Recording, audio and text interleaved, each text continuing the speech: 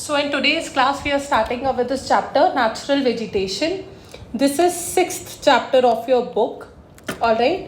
तो ये हमारा ज्योग्राफी का 6th चैप्टर है. बहुत इंटरेस्टिंग चैप्टर है, इजी चैप्टर है. कोई बहुत डिफिकल्ट क्वेश्चंस नहीं आते, कोई घुमा के क्वेश्चंस नहीं आते. जैसे क्लाइमेट में आते हैं क्वेश्चंस कि आप कितने भी अच्छे से पढ़ लीजिए, लेकिन अगर आपके कॉन्सेप्ट्स बहुत ज़्यादा क्लियर नहीं है तो आप ज्योग्राफिकल रीजनिंग में अटक सकते हैं.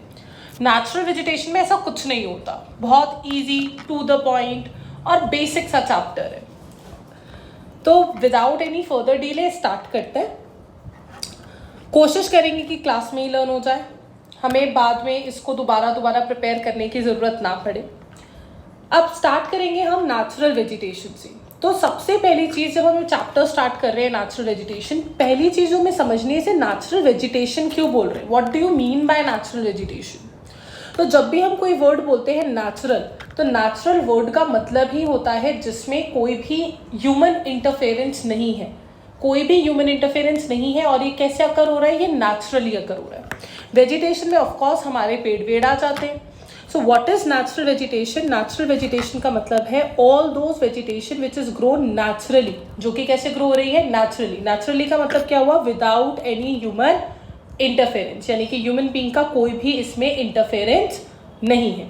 अब जब ये चैप्टर हम क्लास 10th में पढ़ रहे हैं तो हम इसे सिर्फ और सिर्फ पढ़ रहे हैं इंडिया के पर्सपेक्टिव से, कि इंडिया में क्या नेचुरल वेजिटेशन है. जिसको आप बोल सकते हैं कि भाई इंडिया में कितने टाइप ऑफ फॉरेस्ट भी होते हैं. नेचुरल वेजिटेशन क्या है, मेरे घर के बाहर कोई खेत है, ठीक है, तो क्या मैं उस खेत को नेचुरल वेजिटेशन बोल सकती हूँ.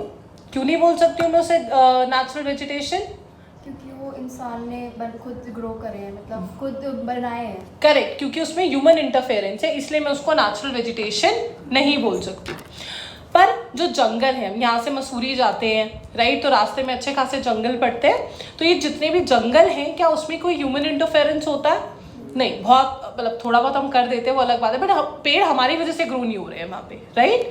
तो जहाँ पर ह्यूमन इंटरफेरेंस नहीं है, वेजिटेशन जो है वो नेचुरली अकरिंग है, उसको बोलते हैं नेचुरल वेजिटेशन, यानी कि फॉरेस्ट.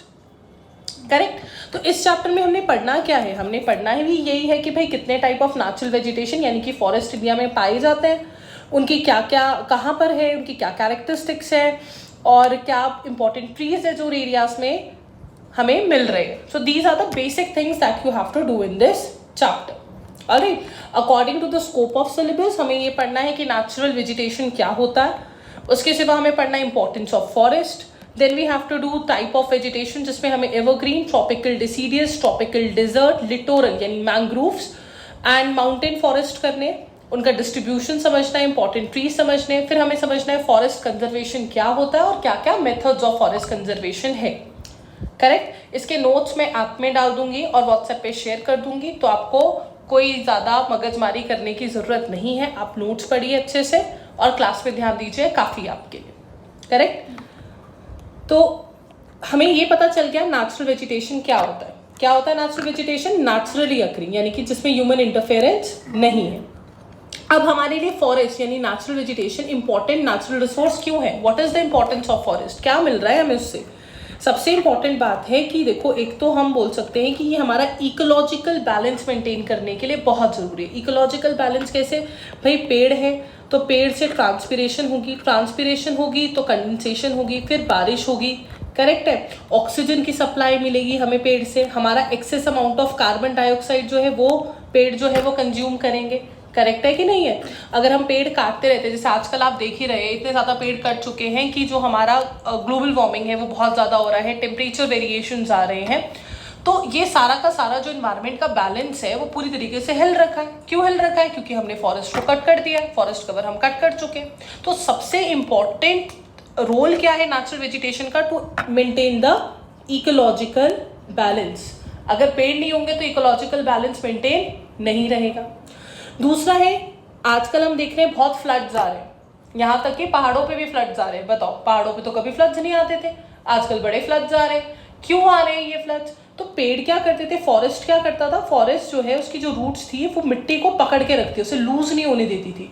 तो जब बहुत तेज हवा या बहुत ज़्यादा बारिश आती भी थी, बहुत हैवी रेनफॉल होती थी, तब भी हमारे जो पेड़ थे वो मिट्टी को अच्छे से पकड़ के रखते थे और पानी को अच्छे से क्या कर लेते थे, अब्जॉर्ब कर लेते थे, पानी को अच्छे से अब्जॉर्ब कर लेते। अब क्या हुआ, हमने यहाँ से पेड़ तो रिमूव कर दिए, पेड़ रिमूव कर दिए तो हमारी सॉइल भी बहुत लूज हो गई, तो इरोजन भी हो रहा है। दूसरी चीज क्या हो रही है, पानी जो है वो स्टोर ही नहीं हो पा रहा है, तो इसकी वजह से क्या आ रहे हैं, फ्लड्स आ रहे हैं। करेक्ट। तो दूसरा इंपॉर्टेंट रोल हमने क्या देखा नेचुरल वेजिटेशन का, इट चेक्स फ्लड।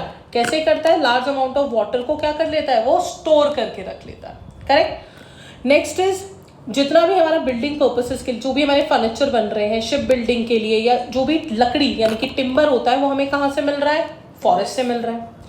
फिर उसके सिवा मॉइस्चर एयर में, ट्रांसपिरेशन, हम जानते हैं कि जो ट्री होता है उसमें से जो एक्सेस अमाउंट ऑफ वाटर होता है, एक्स्ट्रा अमाउंट ऑफ वाटर होता है, वो क्या हो जाता है, वो रिमूव हो जाता है, लॉस हो जाता है। और उस प्रोसेस को हम क्या बोलते हैं, उस प्रोसेस को हम बोलते हैं ट्रांसपीरेशन। क्या बोलते हैं उसको हम, ट्रांसपीरेशन। करेक्ट। अब जब ये ट्रांसपीरेशन होगा तो उसकी वजह से क्या होगा, उसकी वजह से क्लाउड फॉर्मेशन होगा।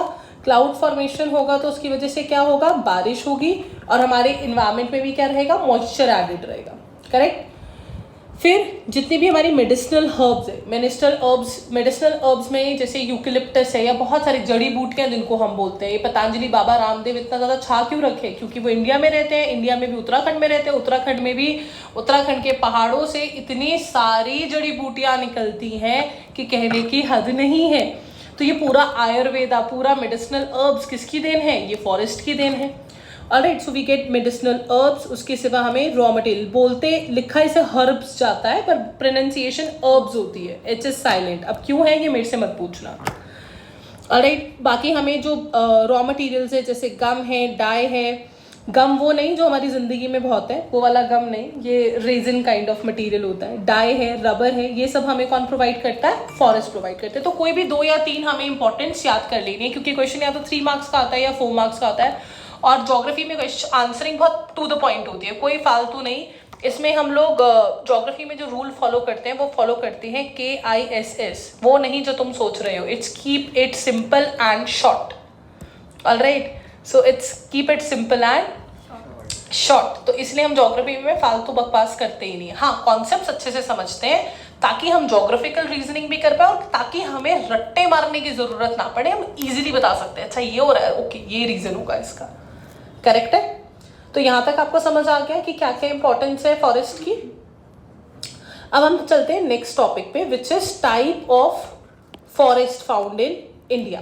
तो इंडिया में कितने टाइप ऑफ फॉरेस्ट है, बहुत है। हमें तो 5 टाइप ऑफ फॉरेस्ट अच्छे से पढ़ने हैं, ठीक है। What are the 5 varieties of forest. एक है हमारा ट्रॉपिकल एवरग्रीन फॉरेस्ट, जिसको हम रेन फॉरेस्ट भी बोलते हैं। तो the first variety is tropical evergreen forest, which is also called as rain forest. Next है ट्रॉपिकल डिसीडियस फॉरेस्ट, जिसको हम मॉनसून फॉरेस्ट भी बोलते हैं। देन वी हैव मैंग्रोव, जिसको हम टाइडल या फिर लिटोरल फॉरेस्ट भी बोलते हैं। Then we have thorn and scrub और tropical desert, and the final one is mountain forest और मिक्स फॉरेस्ट। तो हमें पढ़ना कैसे, इस चैप्टर को ध्यान से समझते हैं। हमें हर एक टाइप ऑफ फॉरेस्ट के नंबर 1 हमें पढ़ना है कि उसके कैरेक्टरिस्टिक्स क्या है, फिर उसके लोकेशन क्या है, क्या टेम्परेचर वगैरह उसकी रिक्वायरमेंट है, कौन से एरियाज में पाया जाता है, क्या अमाउंट ऑफ टेम्परेचर चाहिए होगा, क्या अमाउंट ऑफ रेनफॉल चाहिए होगा, उसका कोई और नाम तो नहीं है तो क्यों नाम है उसका कोई और। करेक्ट है। ये सारी बातें हमें इसमें समझनी है। इतना समझ आया आप लोगों को, आगे बढ़े। ऑलराइट, तो आगे बढ़ते हैं। तो अब आ जाते हैं हम ट्रॉपिकल एवरग्रीन फॉरेस्ट पे। तो सबसे पहले देखते हैं कि ट्रॉपिकल एवरग्रीन फॉरेस्ट जो है हमें मिलते कहाँ पर है। अगर हम देखें तो ट्रॉपिकल एवरग्रीन फॉरेस्ट हमें कहाँ मिल रहे हैं, सबसे ज़्यादा हमें मिल रहे हैं, एक तो मिल रहे हैं हमें वेस्टर्न घाट्स में। करेक्ट। फिर हम ये देखते हैं जितना भी हमारा नॉर्थ ईस्ट का एरिया आ गया, यहाँ पर हमें मिल रहे हैं। करेक्ट। और कहाँ पर मिल रहे हैं हमें, ये जितना थोड़ा सा बंगाल वाला साइड का एरिया है, थोड़ा बहुत ईस्टर्न घाट का एरिया जो है, जहाँ पे अच्छी खासी रेनफॉल हो रही है, वहाँ पर मिल रही है चेरापूंजी, पौंसरम आसपास। तो अगर आप ध्यान से देखेंगे, ये जितने भी एरियाज हमें दिखाई दे रहे हैं मैप पे, जिसमें हमने ट्रॉपिकल एवरग्रीन मार्क करा है, ये सब एरियाज वो हैं जहाँ पे रेनफॉल बहुत ज़्यादा होती है। करेक्ट है। तो एक बात तो हम क्लियरली समझ गए कि ट्रॉपिकल एवरग्रीन फॉरेस्ट का मतलब है कि एवरग्रीन, ठीक है, रेन फॉरेस्ट जिसको हम बोल रहे हैं, तो इसका मतलब है कि यहाँ पर हमारा रेन का बहुत ही ज़्यादा यूसेज रहने वाला है। ये बात हमें समझ आ गई कि यहाँ पर हमारा रेन का बहुत ही ज़्यादा इम्पोर्टेंस रहने वाला है। करेक्ट। तो जब हम पढ़ रहे हैं एवरग्रीन के बारे में, तो सबसे पहली चीज़ हम इसको क्या बोलते हैं, हम इसको बोलते हैं रेन फॉरेस्ट। क्या बोलते हैं? और जब हम कैरेक्टरिस्टिक्स पढ़ेंगे तो हम सबसे पहले देखेंगे कि भाई कहाँ मिलते हैं ये फॉरेस्ट, कौन से एरियाज में मिलेंगे। तो उसके लिए हमें पढ़ना पड़ेगा उसका रेनफॉल कहाँ पर, और दूसरी चीज़ हमें उसके बारे में क्या पढ़नी पड़ेगी, उसका टेम्परेचर, यानी कि कौन सी क्लाइमेटिक कंडीशन है जहाँ पर हमारे को रेन फॉरेस्ट मिलते हैं। तो रेन फॉरेस्ट हमें मिलेंगे जहाँ पर जो रेनफॉल है it is more than 200 centimetre, it is more than 200 centimetre. ठीक है। और टेम्परेचर जो है वो है 25 degree Celsius to 27 degree Celsius के आसपास। अगर आप इसको ध्यान से डाइसेक्ट करके समझेंगे तो ये वो एरिया है जो कि बेसिकली इक्वेटर के आसपास होता है। ठीक है, ये वो एरियाज हैं, ज़्यादातर हमें रेन फॉरेस्ट कहाँ मिलेंगे, इक्वेटर के आसपास मिलेंगे। क्यों? क्योंकि वहाँ पे टेम्परेचर भी ठीक ठाक रहता है और वहाँ पे टेम्परेचर की वजह से कन्वेक्शनल रेनफॉल भी होती रहती है, तो हाई रेनफॉल भी है प्लस टेम्परेचर भी ठीक ठाक है। तो इस वजह से यहाँ पर जो फॉरेस्ट मिलते हैं उनकी बहुत ज़्यादा वाइड वेराइटी होती है।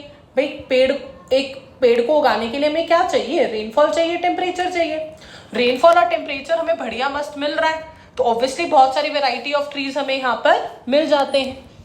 अब बहुत सारी वेराइटी ऑफ ट्रीज है, टेम्परेचर और रेनफॉल हमेशा ही ऐसा रहता है, ना तो बहुत ही एक्सट्रीम हाई टेम्परेचर जाता है ना ही एक्सट्रीम लो टेम्परेचर जाता है, मॉडरेट टेम्परेचर रहता है और हैवी रेनफॉल रहती है। इसकी वजह से जो यहाँ के जो पेड़ हैं वो एक ही सीजन में अपनी लीव्स शेड नहीं करते। कभी कोई शेड करेगा, कभी कोई शेड करेगा, लेकिन एक ही साथ सारे ट्रीज एक साथ मुंडन नहीं करवा लेते। ठीक है, तो इसीलिए हमेशा जो जंगल है वो हरा भरा दिखता रहता है, इसलिए इसका नाम पड़ गया एवरग्रीन फॉरेस्ट। तो क्वेश्चन भी बन जाता है कि why are tropical rain forest also called evergreen forest. So tropical rainforests are also called evergreen rainforest because trees of this region do not shed their leaves in one particular season. ठीक है, क्या कोई ऐसा forest है जिसके trees एक particular season में अपनी लीफ शेड करते हैं? हाँ जी, अभी पढ़ेंगे नेक्स्ट टॉपिक में डिसीडियस फॉरेस्ट। गर्मी में सब गंजे हो जाते हैं, कहते बड़ी गर्मी लग रही है। यहां तक समझ आया आपको?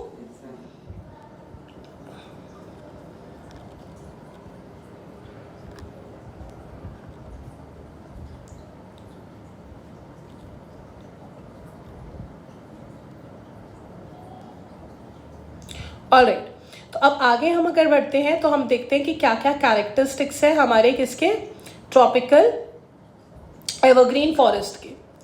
तो ट्रॉपिकल एवरग्रीन फॉरेस्ट का पहला कैरेक्टरिस्टिक क्या है, वही जो हमने सीखा कि trees of this forest do not shed their leave in one particular season. इसी वजह से वो हमेशा कैसे लगते हैं, ग्रीन लगते हैं। कहाँ पर मिलेंगे ये, ऑफकोर्स वहाँ पे मिलेंगे जहाँ पर हैवी रेनफॉल होती है, और रेनफॉल हमने कितनी पढ़ी थी, मोर देन 200 सेंटीमीटर। अच्छा, ये जो ट्रीज होते हैं, ये जो फॉरेस्ट होते हैं, ये हमें ऐसी लोकेशंस पर मिलेंगे जहाँ पर ना बहुत ज़्यादा बारिश होती है, तो इसकी वजह से यहाँ, और टेम्परेचर रहता है मॉडरेट। तो यहाँ पर अगर आप जंगल को ध्यान से देखोगे ना तो बहुत घना जंगल होता है, इट्स अ डेंस फॉरेस्ट। और यही बन गया हमारा नेक्स्ट कैरेक्टरिस्टिक कि जो ट्रीज होते हैं उनकी डेंस अंडरग्रोथ होती है। और यहाँ पर आप देख रहे हैं कि जो ट्रीज है ना वो क्या कर रहे हैं, वो एक कैनोपी फॉर्म कर रहे हैं, यानी कि एक ट्री यहाँ से एक्सटेंड हो रहा है, दूसरा यहाँ से एक्सटेंड हो रहा है, तो एक तरीके से एक रूफ टाइप स्ट्रक्चर बना रहे हैं। उस रूफ टाइप स्ट्रक्चर को हम क्या बोलते हैं, कैनोपी।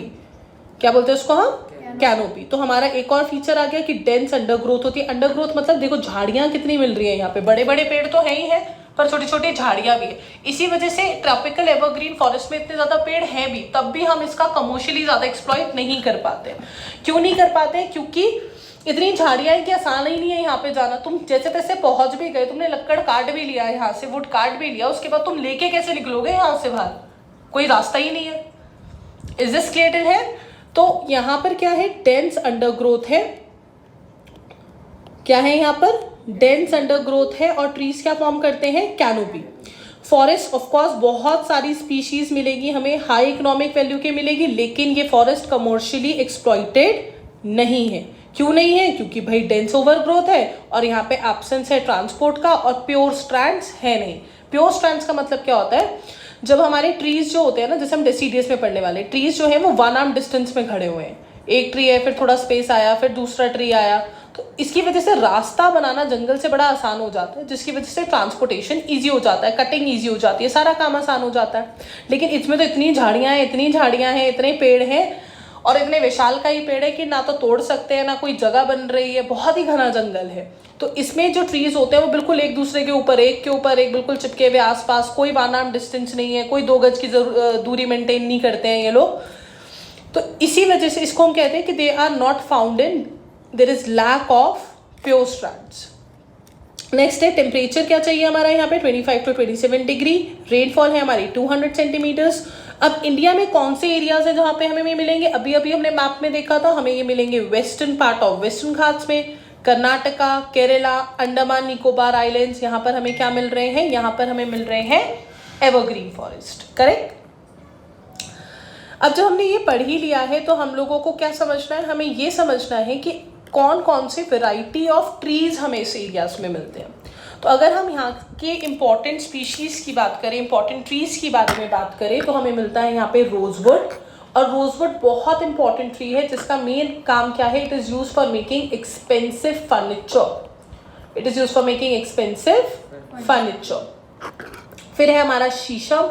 शीशम भी बहुत ही एक्सपेंसिव फर्नीचर बनाने के लिए यूज़ होता है। आप पूछोगे अपनी दादी नानी से तो वो उनके पास अगर कोई अपनी ज़माने का कोई फर्नीचर होगा तो कहेगी तो शीशम की लकड़ी से बना हुआ है। या आज आप घर भी खरीदते हो, वहाँ पे प्रॉपर्टी डीलर्स क्या करते हैं, जब आपको लकड़ी के दरवाजे दिखाते हैं तो कहते हैं तो ओरिजिनल शीशम की लकड़ी से बना है, जो कि बहुत ही एक्सपेंसिव होती है। ऑलराइट। और देन वी हैव गुर्जन। गुर्जन जो है वो रेलवे स्लीपर्स, ये जो रेलवे लाइन पे जो स्लीपर्स होते हैं, यानी वो जो लकड़ी ट्रैक्स में यूज़ किए जाते हैं, रेलवे स्लीपर्स बनाने के लिए यूज़ किया जाता है, as well as house building के लिए यूज़ किया जाता है। क्वेश्चन किस तरीके से आएगा हमारा? क्वेश्चन हमसे पूछ सकता है what is the use of the following type of trees. इस तरीके से हमारा जो क्वेश्चन है वो डेवलप हो सकता है। ऑलराइट। यहाँ तक आपको आई होप एवरग्रीन समझ आया होगा। एवरग्रीन के अगर हम प्रीवियस ईयर क्वेश्चंस लें तो क्या क्या क्वेश्चंस आ चुके हैं हमारे? 2015 में क्वेश्चन आया था कि 2 रीजंस बताइए, state any 2 reasons why tropical evergreen forest are difficult to exploit. वो हम अपने आप ही कैरेक्टरिस्टिक्स में कर चुके हैं। They are difficult to exploit commercially. क्या क्या रीजंस करे थे? एक तो लैक ऑफ ट्रांसपोर्ट है, लैक ऑफ प्योर स्ट्रैंड है, एब्सेंस ऑफ ट्रांसपोर्ट है और ड्रेन्स अंडर ग्रोथ है। तो 3 रीजंस हो गए, हमसे 2 पूछे थे। राइट। उसके सिवा हमसे क्वेश्चन आ जाता है given important use of each of the following tree, और उसमें अक्सर रोजवुड पूछा जाता है। तो रोजवुड का क्या यूज होता है? It is use for making expensive furniture. Right. उसके सिवा हमारा ज्योग्राफिकल रीजनिंग में क्वेश्चन आ चुका है कि why are rain forest evergreen in nature. तो obviously because the trees of this forest does not shed their leave in one particular season. यहाँ तक समझ आया आपको? अब हम करते हैं next type of forest which is very important forest of India, and that is deciduous forest. सबसे ज़्यादा इंपॉर्टेंट फॉरेस्ट है ये। क्यों सबसे ज़्यादा इंपॉर्टेंट है? क्योंकि इसको हम कमर्शियली एक्सप्लॉइट कर सकते हैं। अब इंसान थोड़े, वैसे तो एवरग्रीन की अपनी इंपॉर्टेंस है, इतना ऑक्सीजन सप्लाई कर रहा है वो, लेकिन हम इंसान थोड़े सेल्फिश टाइप लोग होते हैं। और this is the most common type of forest also found in India. अगर आप देखेंगे तो क्या है, ये सबसे ज़्यादा कॉमन टाइप ऑफ फॉरेस्ट है जो कि इंडिया में मिलता है। तो अगर हम ध्यान से यहाँ पर देखते हैं तो डेसीडियस आप देखेंगे, ये लाइट पेस्टल ग्रीन कलर से डेसीडियस मार्क हो रखा है। तो आप देखेंगे सबसे ज़्यादा कौन सा फॉरेस्ट मिल रहा है हमें इंडिया में? Deciduous forest. Right. So it is the most common type of forest found in India. Large variety में मिलता है, कमर्शियली बहुत इंपॉर्टेंट है, सबसे ज़रूरी फॉरेस्ट है। अगर एवरग्रीन फॉरेस्ट को हम रेन फॉरेस्ट बोलते हैं तो इसको हम बोलते हैं मॉनसून फॉरेस्ट। क्या बोलते हैं? So what is the other name for deciduous forest? Monsoon forest. अब हमने पढ़ा था एवरग्रीन में कि भाई वहाँ पे जो लीव्स हैं वो एक पर्टिकुलर सीजन में अपनी लीव्स शेड नहीं करती, बट डेसीडियस में हम क्या देखते हैं? डेसीडियस में हम देखते हैं कि जो ट्रीज है एक पर्टिकुलर सीजन में, कौन सा सीजन है? ऑब्वियसली हॉट वेदर सीजन है, जिसमें अपनी लीव्स को शेड करती है। क्यों करती है? क्योंकि पानी की कमी हो जाती है। और अगर आपने थोड़ा बहुत भी साइंस पढ़ा है तो आप जानेंगे कि जो प्लांट्स होते हैं उनमें पानी का लॉस होता है जिसको हम बोलते हैं ट्रांसपीरेशन। गर्मियों में ये लॉस बहुत ही ज़्यादा हो जाता है। अब बहुत ज़्यादा हो जाएगा तो क्या होगा, जैसे हम लोग भी गर्मियों में हमारी बॉडी में से भी मॉइस्चर ज़्यादा जाता है, हम तो चक्कर चुक्कर खा के गिर जाते हैं, हम तो इलेक्ट्रोल पी लेते हैं, ORS का घोल पी लेते हैं। पर प्लांट बेचारा क्या करे, वो कहता है भाई मैंने तो अपनी केयर खुद ही करनी है, मैं तो वैसे भी जंगल में पड़ा हूँ।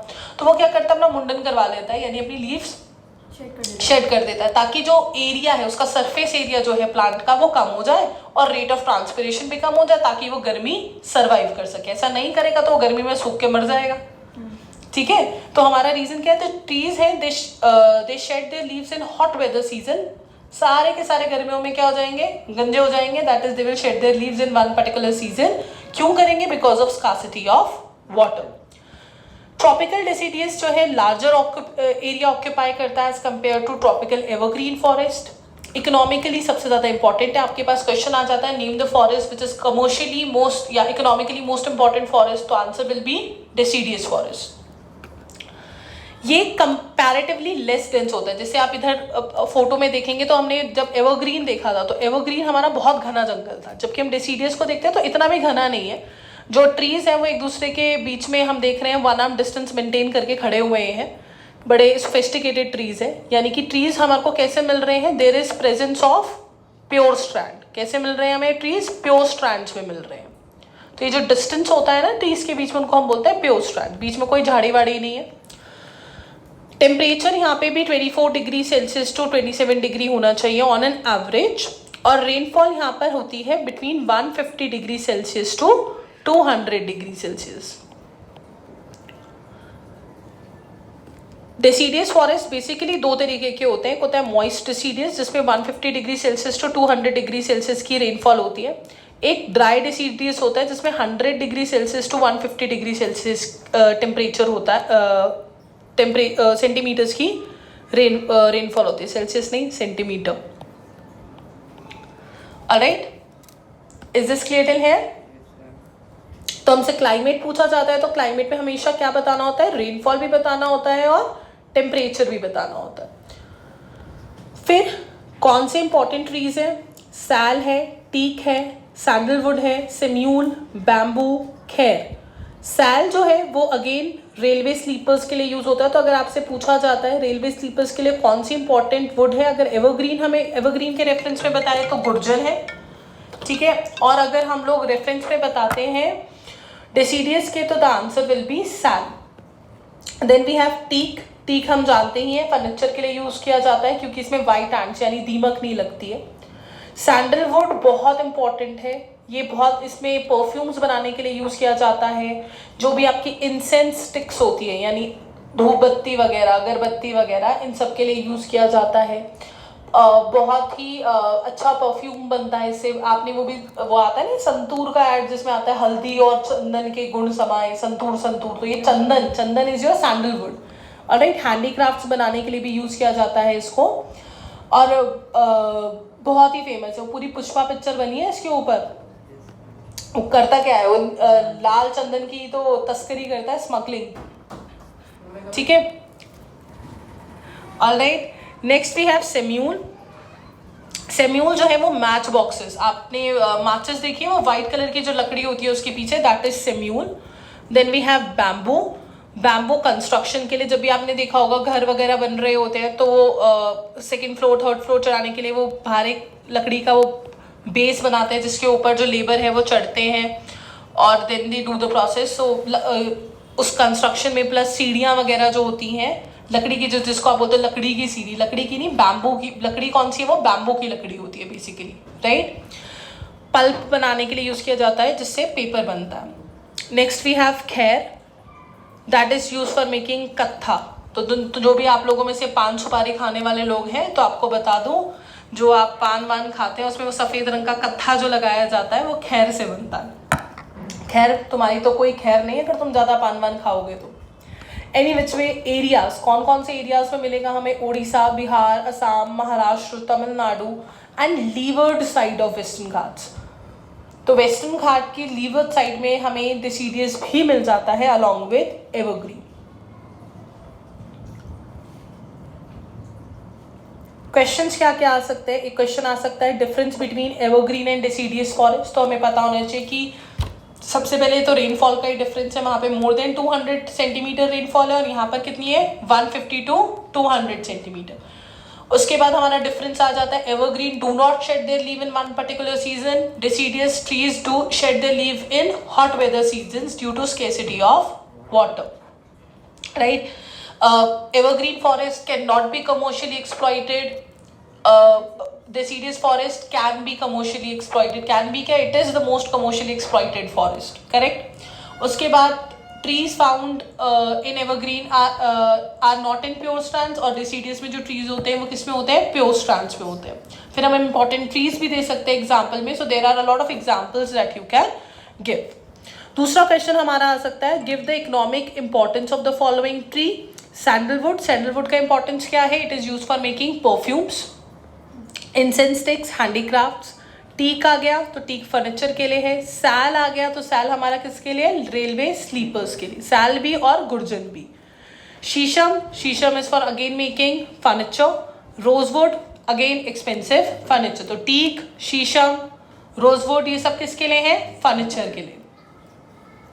फिर दूसरा और क्या क्वेश्चन आ सकता है? मैप बेस्ड क्वेश्चन क्या आ सकते हैं? हमारे को कई बार क्वेश्चन आ जाता है कि ट्रॉपिकल एवरग्रीन फॉरेस्ट मार्क करो मैप में या ट्रॉपिकल डिसीडियस फॉरेस्ट मार्क करो।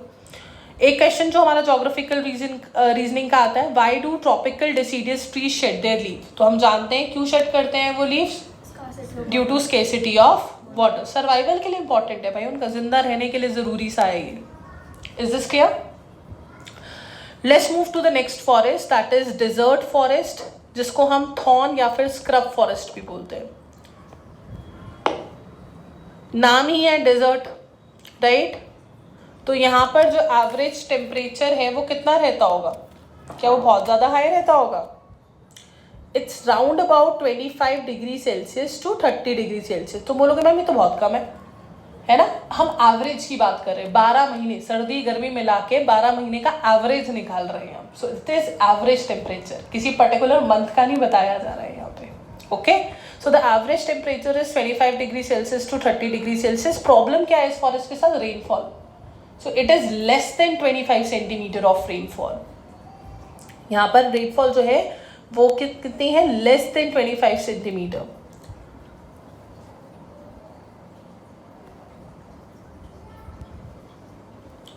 अब यहाँ के जब हम कैरेक्टरिस्टिक्स पढ़ते हैं तो कैरेक्टरिस्टिक्स के साथ साथ हम और कुछ भी सीख लेते हैं। क्या सीख लेते हैं? जो क्वेश्चन हमारा बनेगा वो बन सकता है how does the tree of this region adopt themselves, कि यहाँ के जो ट्रीज है अपने आप को इतने कम पानी के लिए कैसे अडॉप्ट कर देते हैं। तो हमें क्या पता चलता है कि यहाँ पे जो ट्रीज हैं वो कैसे हैं? बहुत शॉर्ट होते हैं। शॉर्ट होते हैं तो ऑब्वियसली उनका सर्फेस एरिया ज़्यादा नहीं है, तो उन्हें ज़्यादा पानी तो चाहिए नहीं। तो ट्रीज कैसे होते हैं? शॉर्ट होते हैं।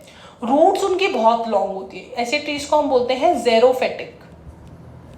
ठीक है, तो यहाँ पे हमारे को क्या मिलते हैं? ज़ेरोफाइट्स मिलते हैं। ज़ेरोफाइट्स क्या होते हैं? दिखने ऊपर से बहुत शॉर्ट होते हैं लेकिन लीव्स जो उनकी रूट्स हैं वो बहुत ज़्यादा लॉन्ग होती हैं, बहुत लॉन्ग होती हैं, थिन होती हैं, ज़्यादा रूट हेयर होता है जिससे वो दूर दूर से मतलब बहुत नीचे से भी पानी को अब्जॉर्ब कर सकते हैं। They can tap water from very deep. Next, इनकी जो स्टेम्स होती हैं वो बहुत फ्लैशी होती है। जैसे आपने कैक्टस वगैरह देखा होगा तो कैक्टस की जो स्टेम होती है वो बहुत कैसी होती है? फ्लैशी होती है। फ्लैशी मतलब बहुत टाइम तक पानी को स्टोर करके रखेगी। और जो उनकी जो ज़्यादातर यहाँ पे आपको ट्रीज मिलेंगे उनकी लीव्स नहीं होती, rather they have spines, thorns जिसको हम बोलते हैं, again to reduce the rate of transpiration. They have sharp spines which protect them. और ये जो स्पाइन्स है उनको क्या करती है? एनिमल से भी प्रोटेक्ट करके रखती है। मेन इंपॉर्टेंट ट्रीज जो हमें मिलेंगे, एक है बबूल। बबूल जो यूज़ होता है मेडिसिनल पर्पसेस के लिए यूज़ होता है। नेक्स्ट इज जो है वो जो एनिमल टैनिंग वैनिंग के लिए भी यूज़ किया जाता है बबूल को। नेक्स्ट वी हैव खैर again which is use for timber and dyes वगैरह बनती है।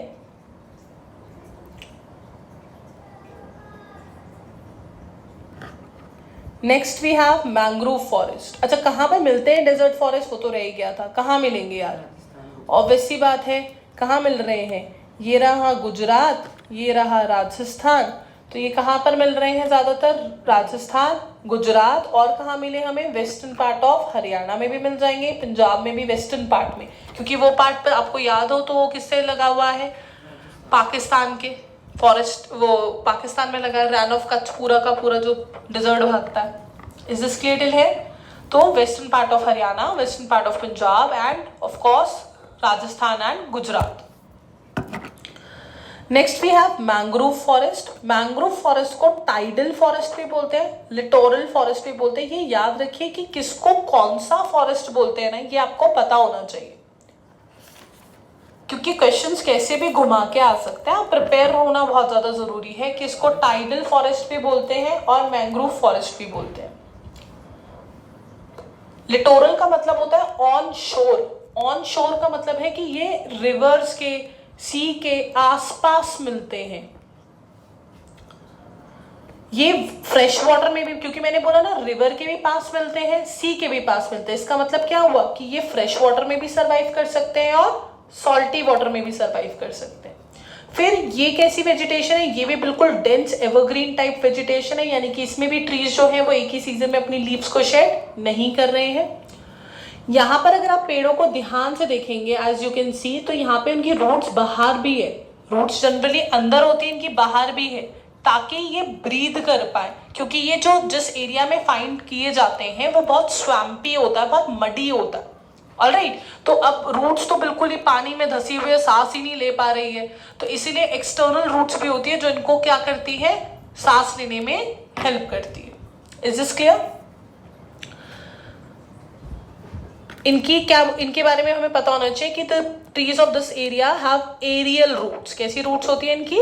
Aerial root. जैसे आपने बैनियन ट्री देखा है ना, बैनियन ट्री, तो उसकी रूट्स कैसी होती हैं? बिल्कुल एरियल रूट्स, यानी कि ऑन सरफेस मिलती है। Is this clear?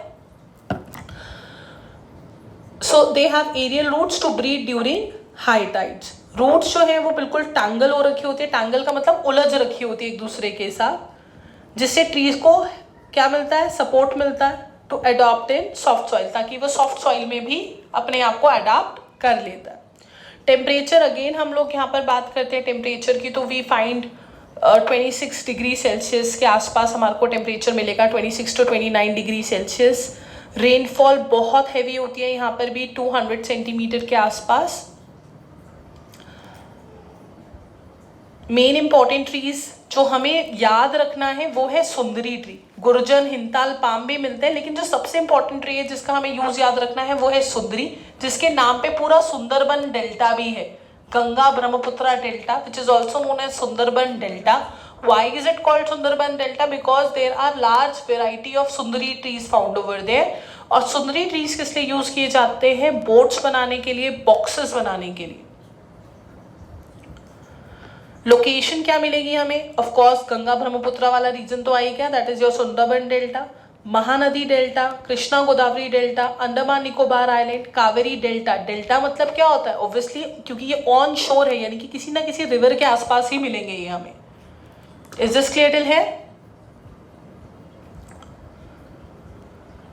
The last forest that we have is mountain forest. Mountain forest is also called as alpine vegetation या फिर mixed forest. As the name suggests, mountain forest, obviously हम जानते हैं कि ये high elevation पे मिलेगा हमें, जिसमें हमारे हिमालयाज आ जाते हैं। पूरे हिमालयाज में कश्मीर से लेकर असम तक हमारे को कौन सा फॉरेस्ट मिल रहा है? Mountain forest. ये देखिए यहाँ पर कौन सा फॉरेस्ट आ गए हमारे? Mountain forest. Is this clear? ठीक है।